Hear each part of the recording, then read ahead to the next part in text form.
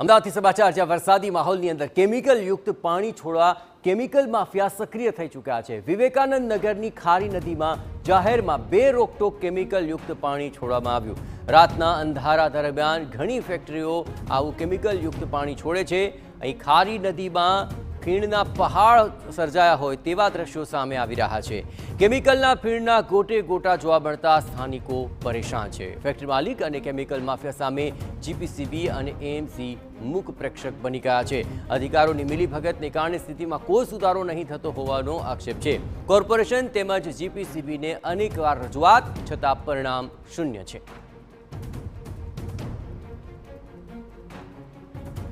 અને આ સમગ્ર મામલે વધુ વિગતે વાત કરવા માટે જોડાઈ રહ્યા છે TV9 સંવાદદાતા જિગ્નેશ પટેલ। જિગ્નેશ, વારંવાર આપણે આ મુદ્દો ઉઠાવ્યો છે પરંતુ કોઈ પરિણામ નથી આવી રહ્યું।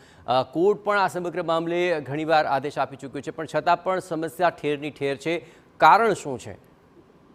જયેશ, જે પ્રકારે કેમિકલ માફિયાઓને ખબર છે કે આખરે ક્યારે કેમિકલનું પાણી ખુલ્લેઆમ છોડવું, કોર્પોરેશન તેમજ ગુજરાત પોલ્યુશન કંટ્રોલ બોર્ડના અધિકારીઓની મિલીભગત વગર આ શક્ય નથી। કારણ કે અનેક વખત TV9 પણ આ મુદ્દાને લીધો છે।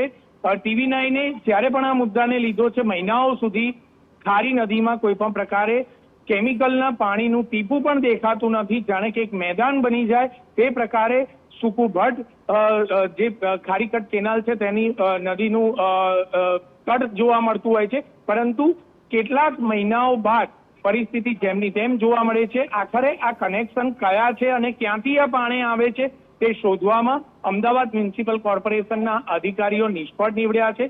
ગુજરાત પોલ્યુશન કંટ્રોલ બોર્ડ અને કોર્પોરેશને આ મામલે પોલીસ ફરિયાદ પણ દાખલ કરવાની વાત કરી હતી, લેખિતમાં વાત કરી હતી, પરંતુ માત્ર તે વાત કાગળ પર જ રહી છે। 3 પોલીસ સ્ટેશનમાં આ બાબતે લેખિતમાં રજૂઆત કરવામાં આવી હતી કે જે પણ પાણી છોડનાર એકમો છે તેની સામે પોલીસ ફરિયાદ કરવામાં આવે, પરંતુ હજી સુધી કોઈ પણ પ્રકારની પોલીસ ફરિયાદ થઈ નથી। ખૂબ જ શરમજનક બાબત ગણી શકાય અમદાવાદ મ્યુનિસિપલ કોર્પોરેશન અને ગુજરાત પોલ્યુશન કંટ્રોલ બોર્ડના ઉચ્ચ અધિકારીઓ માટે।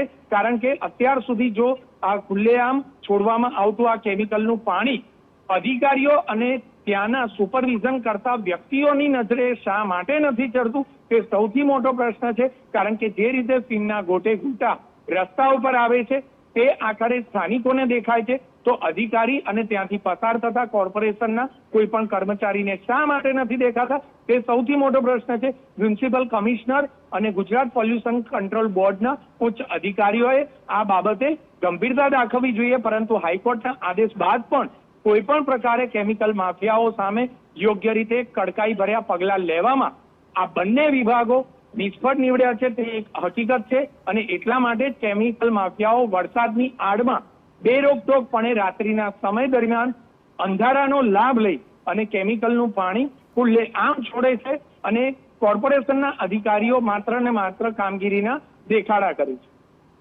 જય આભાર જિગ્નેશ। તમામ ગતિવિધિઓ પર આપ નજર રાખતા રહેજો। તો માત્ર થઈ રહ્યો છે દેખાડો અને તેને કારણે વારંવાર નદીની અંદર કેમિકલ યુક્ત પાણીના આવા દ્રશ્યો સામે આવી રહ્યા છે। રાતના અંધારા દરમિયાન ઘણી ફેક્ટરીઓ આ રીતે કેમિકલ યુક્ત પાણી છોડી દે છે અને ત્યારબાદ સમસ્યા ઠેરની ઠેર જોવા મળે છે। અને ખારી નદીમાં જાહેરમાં બેરોકટોક કેમિકલ યુક્ત પાણી છોડવાનો આ સિલસિલો વારંવાર સામે આવી રહ્યો છે।